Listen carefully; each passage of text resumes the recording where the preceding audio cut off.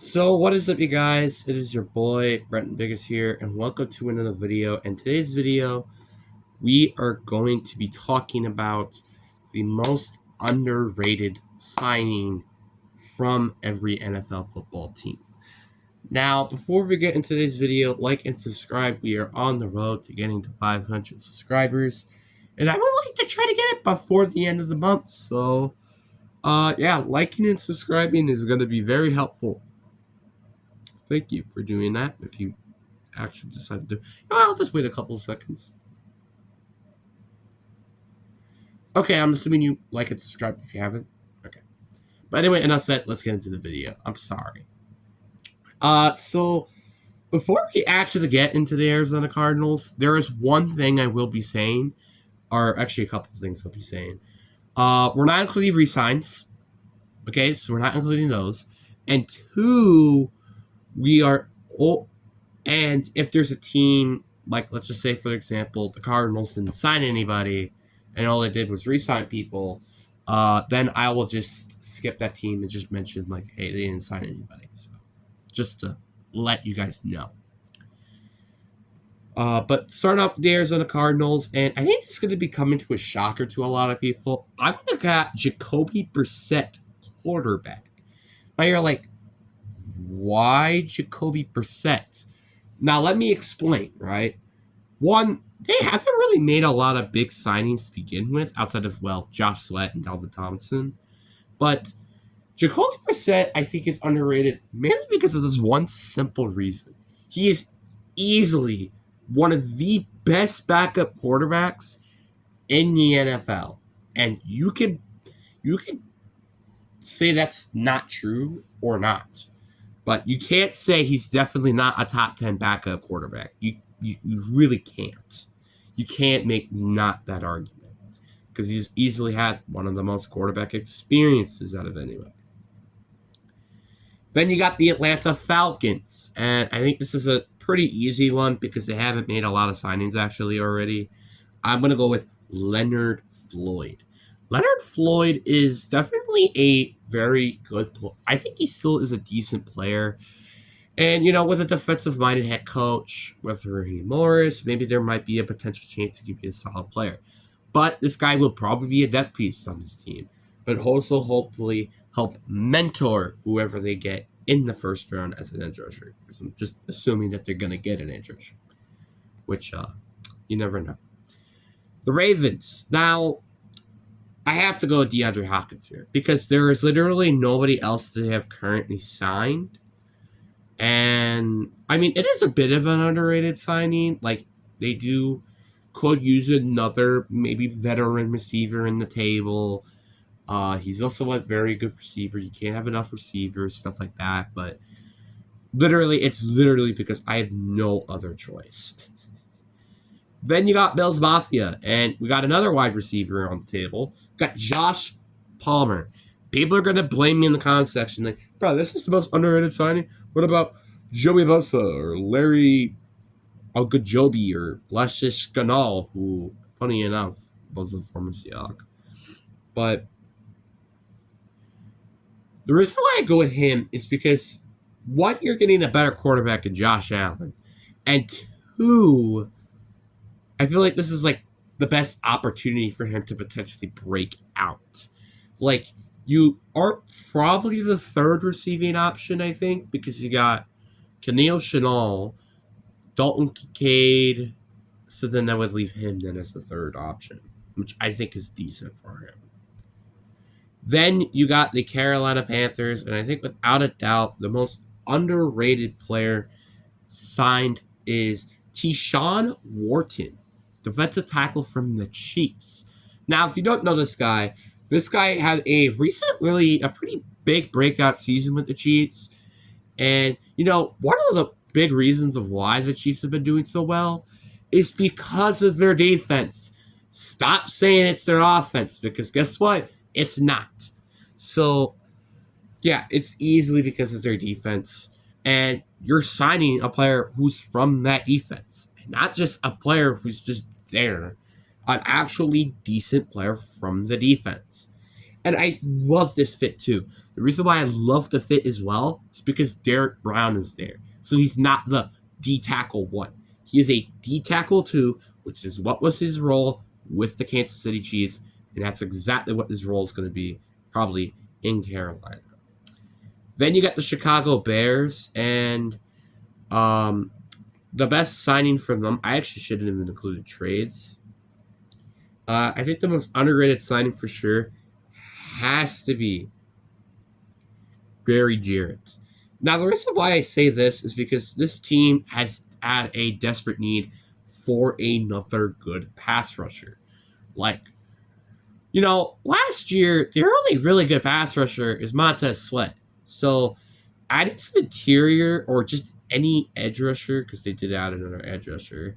And, oh, yeah, by the way, Dan Apajobi, who I ended up saying before, I said he was an interior offensive lineman. I thought he was a Saints player. I'm sorry. But no, this guy is an edge rusher, okay? I'm just going to make that clarification right now before I get any sort of comments in the comment section. Anyways, Gary Jarrett, I think, is a very underrated signing because he's never played anywhere else besides Atlanta. But I also think he's still got some tank left. Here's the thing. In Atlanta, he was the only really good defensive lineman there. That's just a fact. Now, he's actually in a group that he is the D1, aka defensive lineman 1. He's more of like the 2, maybe borderline 3. So he actually has a very good potential to becoming a very big star over in Chicago. Then we got the Cincinnati Bengals, and most of their signings have been just arbitrarily re-signings. Like, for example, they had the T. Higgins franchise tag, they had BJ Hill signed, Michael Glenchie, Cody Ford, etc. But they did make one signing, and I think it's a little underrated, I feel like, under the radar. Actually, I would say both are pretty under the radar, but I'm going to go with Taron Slayton. This guy is a big boy. He is a big, tall guy. And I'm not going to lie, I kind of felt like he had a bit more potential elsewhere rather than in Green Bay, as much as I would hate to say it. Because TJ Slayton was behind players like Kenny Clark, and also as well as Devontae Wyatt. And also, I guess you can include Carl Brooks. So you have a lot of these, defensive linemen that he was behind by. So it doesn't give him a big of a much opportunity to play. Now he does, because BJ Hill and I think they have Chris Jenkins Jr. But outside of that, they don't have anybody. So he's like the third option rather than the fourth option. And also gives them a better chance to, do things. Now we got the Cleveland Browns, and I think definitely I'm going to have to go with the Kenny Pickett trade because I'm not even going to lie with you. Can you tell me any of these signings are underrated? The GTS signing, which was the former first-round pick from the Bucks, Devin Bush, Malik Collins, or Corey Lucas, I can confidently say no. But Kenny Pickett, I think, is a bit of an underrated signing. The reason why is because he's had a year to learn behind one of the greater quarterbacks in, Jalen Hurts. Fight me. And also learn an offensive coordinator, Nick Sirianni. And actually played very well in his only start, I think, in the NFL. As well. As well, he's also has starting experience. And also, he has Kevin Stefanski. If you don't remember who Kevin Stefanski is, he's the guy who helped make Joe Flacco comeback player of the year. So I think without a doubt, this is a very good trade, in my personal opinion. Fight me again. Then we got the Dallas Cowboys. They've actually made a lot of trades. But I think the most underrated signing in the NFL, or just the most underrated signing in general, is Javonte Williams. If you don't know who Javonte Williams is, he's a running back from the Denver Broncos who, when healthy, is a pretty good darn running back. And I feel like if they do that and draft a running back, which is probably still likely that they're going to do, I can easily say he's going to be that's going to be a very good running back tandem. I also want to have a quick mention of Jack Sanborn and Peyton Turner because I think they could both be very good players on this defense, respectively, as well. Just quick mentions. And I don't know why, but they say retain. They say Evan Ingram was retained, but he was on the Bronco. He was on the Jacksonville Jaguars last year. So that doesn't make any sense. So what the heck? But anyway, I think that is going to be also the most underrated signing is Evan Ingram. I don't know why this website is saying retain when he definitely did not play for the Broncos last year. So that makes no sense. Now, the reason why I say he's the most underrated signing is because he's easily one of the top 10 tight ends in the NFL. I don't think that's even a question. And there are not a lot of good tight ends like Evan Ingram now these days. When I think of top tight ends, I think of George Kittle, Mark Andrews, but Mark Andrews is not that good anymore. You can't even include him anymore.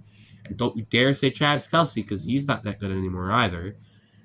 And Brock Bowers, really. Like, let's just go over teams. Who is better than Evan Ingram? So obviously, I think we could say Trey McBride and George Kittle are both confidently better. I can honestly say that Travis Kelce is not better, and any other one outside of Brock Bowers is not better in the AFC West. The NFC North, I guess TJ Hawkinson, but that's kind of about it. I think he's better than Cole Kmet. AFC North, I guess David Njoku is better than him, but I think he's better than Pratt Freiermuth. I think he's better than Mark Andrews because he had a bit of a down year last year. And he's definitely better than Michael Glenchie. Then for the NFC South, I think he's better than all the tight ends in the NFC South. Cole Otton has a little bit of a case, but outside of that, everybody else, yeah, he's definitely going to win. AFC South, you have what? Dalton Schultz, Ozzy Oswaldo, Jalen Woods, and the previously Evan Ingram. So yeah, I think he's better than all of them in the South. Then you got the NFC East, which is Zach Ertz, which I think he's better than Zach Ertz. I think he's also better than all the other tight ends. I also think he's better than Dallas Goedert. I think he's better than Dalton Kincaid. Yeah, I think he's just better than every. So he's the 6th ranked tight end in the league. Fight me. So you're getting basically a top 6 tight end, and you also have Courtland Sutton, which they had a good receiver or tight end last year. Oof, that's going to be terrifying. Also, can I just say, and I'm going to just say this now, the Broncos have had a very good offseason. Like getting players like Talanoa Funga, Derek Greenlaw, and Evan Ingram, that's like insane. Lions, they haven't really made any big major signings outside of the DJ Reed signing, which is a very good signing, respectively. But I think the underrated signing here I have to go with is Roy Lopez. Roy Lopez, and I don't know why everybody's forgot about him. He had a solid rookie year at the Houston Texans. Didn't everybody just forget that he had a solid rookie year? This is a solid depth piece player, which is what this team absolutely needed back in 2024 when everybody was getting injured. Then you got the Green Bay Packers, and I'm not even going to lie, I don't even think I want to mention any of these guys' names. Maybe Nate Hobbs, I guess, but seriously, I'm not even kidding when I say this. They've only made 4 signings this offseason, which is Brandon McManus, Isaiah McDuffie, which are both re-signs. Then you have the signs, which are Aaron Banks and Nate Hobbs. When I say that I'm not kidding about that, I am literally not kidding by that. But I guess the most underrated move is Nate Hobbs. Like, I think he is a pretty decently underrated corner. He's a very good corner. That is what this team desperately needs. Yes, we still need corner. This doesn't fix that problem. But what it does fix is that at least if we cut Jair, which we probably will, at least we have actual corners to help. And also Eric Stokes is not even on the roster anymore, which I did not know that. So that's actually extremely helpful. Then you got the Houston Texans, and I think they've actually made a lot of big moves, surprisingly. Like, they re-signed Darrell Taylor, which I think is a very underrated move as itself. Lincoln Thompson, Braxton Bureau, Justin Watson's another underrated one. But I think the most underrated move that they made was Christian Kirk. Now, Christian Kirk isn't an extremely great receiver, but let me explain. So, Stephon Diggs is a free agent, right? Let me just say that real quickly. And he had Nico Collins and Tank Dell, but Tank Dell is very injury prone, so you needed another really good receiver, and Christian Kirk definitely fills that hole. I feel like a lot of people really underestimate that this guy had an over 1,000 yard season with the Jacksonville Jaguars. Didn't everybody just forget about that for apparently? Apparently so. And he also has a better quarterback at CJ Stroud now here. Fight me again. But I think he's a very good player, and I feel like a lot of people will underestimate that. And also probably just gets them probably one of the best receiving corps in the league, if not the best receiving corps in the league. Then you got the Indianapolis Colts, and I think the most underrated signing has to be Daniel Jones. I know people are going to fight me in the comments section about this, but really let me explain. You need competition for Anthony Richardson, because Anthony Richardson did not have a good season last year. If he had a good season, they probably would have made it to the postseason, because they were just also shy of making it to the postseason. So having a competition battle between Anthony Richardson and Daniel Jones is, I think, something that this team desperately needs to do. And who knows? Maybe Daniel Jones could have a comeback player of the year story or something in Indianapolis. You never know, I guess. Then you got the Jacksonville Jaguars, which, funny enough, they have made 0 re-signings, which is actually kind of funny to think about. But I think definitely the most underrated signing for them has to be going to get Robert Hassine. I think Robert Hassine is a solid center, was used to be on the Bucs, and I think he's definitely a solid center signing. Obviously, you also got to note this as well. You have to protect Trevor Lawrence. That is the biggest thing that they need to do heading in the offseason, and they have done that with Patrick McKeer and now Robert Hassine. And they also signed another offensive lineman, but he's probably more likely not going to be a starter. Then you got the Kansas City Chiefs. And go back to another backup quarterback situation. I had Gardner Minshew being the most underrated signing. This is actually one of the more recent signings that I haven't mentioned, and I felt like I should have mentioned it. But here you go. I have mentioned it. Now, I honestly almost felt like going with either Christian Fulton or Elijah Mitchell, because they're both extremely underrated signings as well. But I think Gardner Minshew should deserve the recognition of an underrated signing. And here's why. Because Gardner Minshew was a good quarterback in Indianapolis, which I think just had a, not a great situation over in Las Vegas. That was kind of part of his problem in Las Vegas. Now we are back. Now, speaking of Las Vegas, I think the most underrated signing, without a doubt, has to be Alex Kappa signing. Now, this is I think the first ever signing as well, which is kind of funny that this is the most underrated signing. Because when you're thinking of guards, you're thinking of all those spicy options like Trey Smith, Aaron Banks, etc. But don't sleep on Alex Kappa. He's had plenty of experience. You do need to fix the offensive line for Geno Smith, which I think if Geno Smith had a better offensive line, he would probably play better. Just saying. And now they're finally doing that in Las Vegas. Just not in Seattle, which kind of pisses me off. Anyways, then you got the LA Chargers. And I think this is so fact, but the underrated signing here has to be Mike Williams. Did everybody just forget that this guy used to be on the Chargers last year? And when he was on that team, he played very well when healthy. Like everybody does. All right, moving on. Then you got the Los Angeles Rams. And I think the most underrated signing has to be Futon Full, defensive tackle. He's definitely like a decent defensive tackle to have. I feel like he's probably just going to be a death piece on that team. But hey, Who says depth isn't a good thing? I think this is a very interesting signing, because the reason why I say interesting is literally just because they already have Kobe Turner and Brandon Fisk. But my opinion. Then you got the Miami Dolphins, which they actually made a lot of big signings. Holy crap. But I think the most underrated signing is, and before people go kick me in the face and say, oh, you're going to pick Zach Wilson. Oh, no, I'm not going to pick Zach Wilson. Even though, to be fair, that's a pretty underrated signing. I'm going to go with Alexander Madison.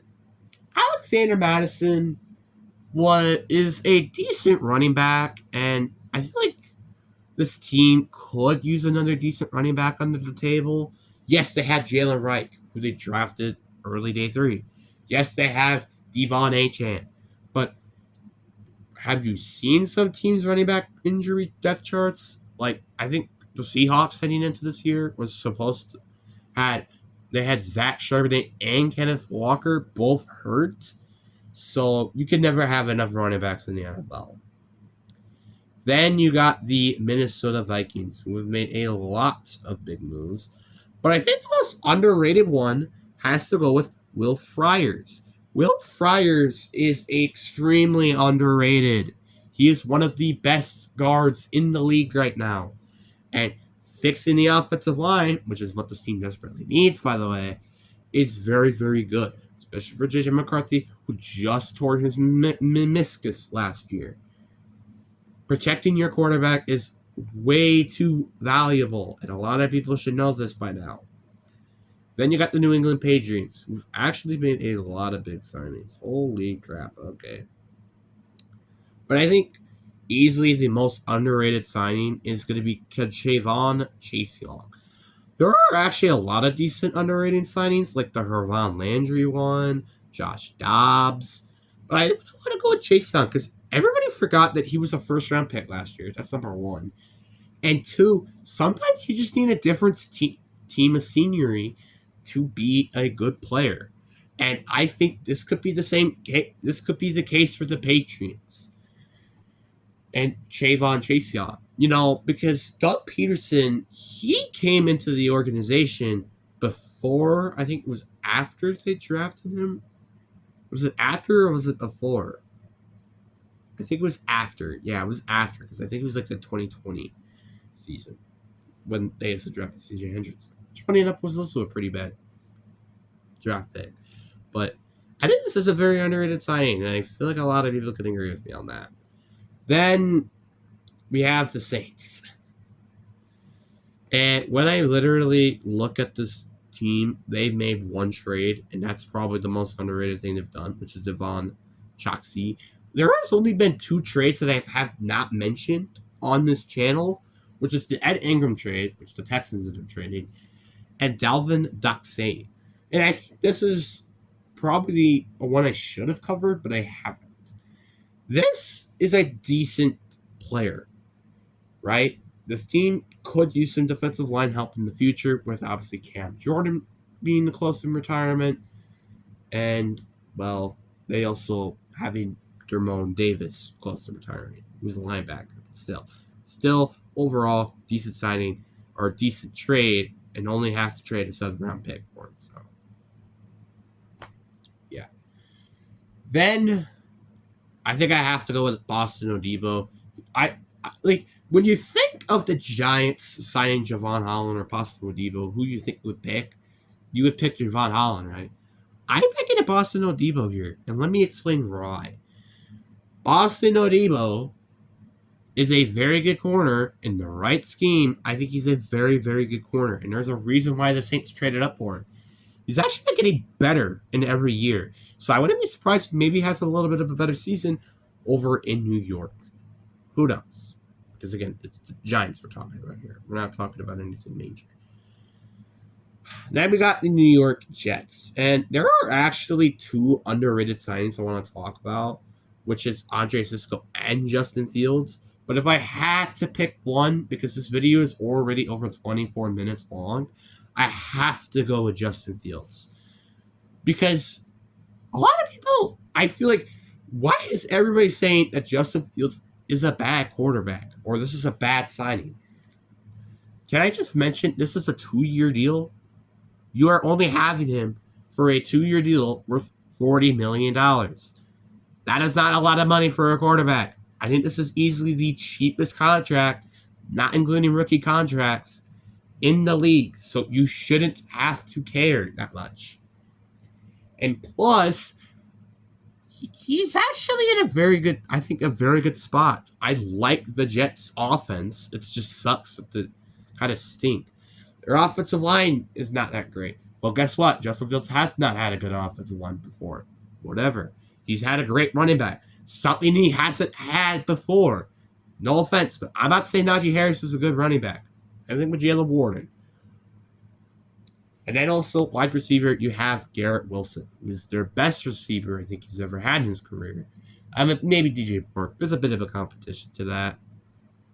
But, hey, and maybe they might draft Tyler Warren. Just saying. And that would be a very, very sneaky, very good core of players. Also, I guess I also want to mention that Josh Myers is an underrated signing. Just another mention. Then you got the Eagles, which they haven't made a lot of big signings.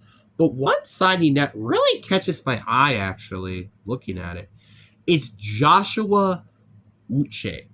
This is a very good signing. 1-year deal worth $1.75 million, so you're not paying him that much, and it's just a 1-year deal. You can see what the kid's got. He was a solid player in New England when Bill Belichick was the head coach. Now you are in here with Vic Fangio as your defensive coordinator. I think he can play very, very well and on the same level like he was with Bill Belichick. Then you got the Pittsburgh Steelers, which they've actually made a lot of signings, but I think the most underrated one here has to be Kenneth Gainwell. You lost Najee Harris, so Jalen Warren is most likely the starter heading into 2025. But if you do need another running back option, Kenneth Gainwell fits that bill perfectly. He was a solid backup running back to Saquon Barkley and prior DeAndre Swift, and I think this is a very, very decent signing for the Steelers. Now we got the 49ers, who've actually lost a lot of big players and haven't made it a lot back up with their signings respectively. But I think the most underrated player signing here is Mac Jones. Can I just say that Mac Jones is just an underrated player as is? Because is everybody just forgetting that he's had a good rookie year? Did everybody forget that Matt Patricia ruined his career? Did anybody forget about this? Did anybody forget that he was a first-round pick quarterback? Did anybody forget that Sam Darnold, who also was in a bad situation, and went to San Fran for 1 year, then went to the Minnesota Vikings and had a good year? Why is everybody forgetting about this? This is an underrated signing. Fight me on that. Then you got the Seattle Seahawks, who have made a lot of pretty big known signings, I can say. But I think the gotta be the most underrated signing has to be the MVS signing. I think I said this even before as well, which is like one of the most underrated signings as well. Maybe just because he actually had a good year in New Orleans when he was starting. I think a lot of people really forget about that. So I feel like he could probably do the same thing over at Seattle as well. Like, I forgot have we even got an offensive coordinator yet? I forgot if we did. Oh yeah, we got Clint Kubiak, who funny enough was with that MVS last year. We had a really good year last year. So guess what? This is a very good signing. Fight me on that. Again. Then you got the Tampa Bay Buccaneers, and really they've only really done is re-sign players, except 2 players, Anthony Walker, and then the underrated signing here, Haason Reddick. I like the fact that this is a 1-year deal because you never know what you could be with leaving a different team to go in here. But guess what? Tampa, they need pass rushers, and Haason Reddick could probably fit that bill if you use him right, and not be Arizona and don't use him right. Then you got the Tennessee Titans. We're finally actually on the final bar here of signings. And I think I got to go with Xavier Woods. He is a solid safety, and I feel like a lot of people probably have forgotten about that. And really the only safety that they do have is Malik Hooker, and that's kind of it. So you do need another safety, and Xavier Woods fits that bill exactly. Then you have the Washington Commanders, and I'm gonna try my best to just go with a signing here. And actually, it's probably very easy to do because they signed Jonathan Jones. I mean, this is a very underrated signing, I think, on its own. He used to be a very good corner in New England, and now he could give his veteran experience, and he also can play in the Washington Commanders. Because this team is a very, very young team. This team needs a lot more experience, and Jonathan Jones gives exactly that experience. But anyways, guys, I really do hope you guys enjoyed this video. Peace.